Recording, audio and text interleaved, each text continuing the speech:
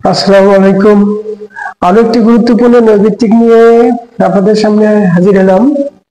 নৈর্ব্যক্তিকটি 5% সরল মুনাফা হয় 400 টাকা, আর কত বছরে মুনাফা আসল 520 টাকা হবে।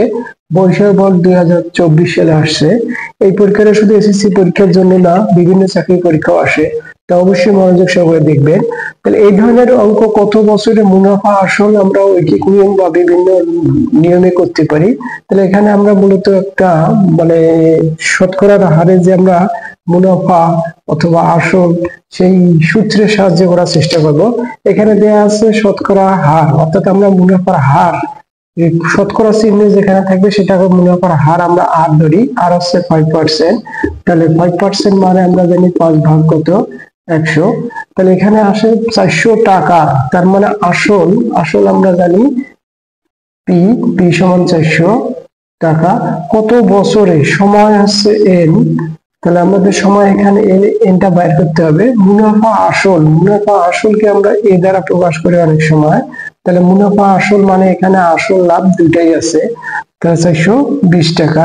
তাহলে এখান থেকে আমাদের যদি আই প্রয়োজন হয়, আই মানে হচ্ছে শতকরা মানে সরল মুনাফা, আই হচ্ছে সরল মুনাফা। আই সমান আমরা জানি এ থেকে পি বিয়োগ, অর্থাৎ এ যদি হয় 520 টাকা, সেখান থেকে পি বিয়োগ কত 400 টাকা, অর্থাৎ কত হয় 120 টাকা।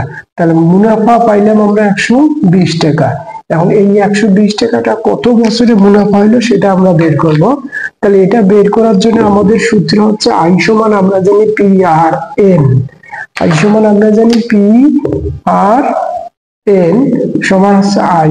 তাহলে আমার দরকার এন, তাহলে এন সমান আমরা জানি আই ভাগ পি আর।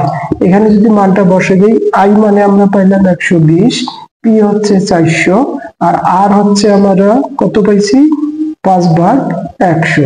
তাহলে এই 100 যেহেতু ভাগ আছে, এটাকে আমরা গুণ দিয়ে উপরে দিতে পারি, তাহলে উপরে যায় 100 আর এখানে নিচে থাকে 5।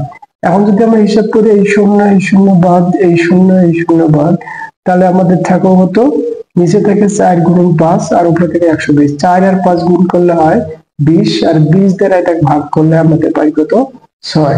তাহলে আমাদের সময় পাইলাম কত বছর 6 বছর।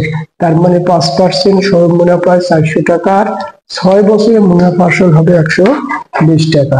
ধন্যবাদ।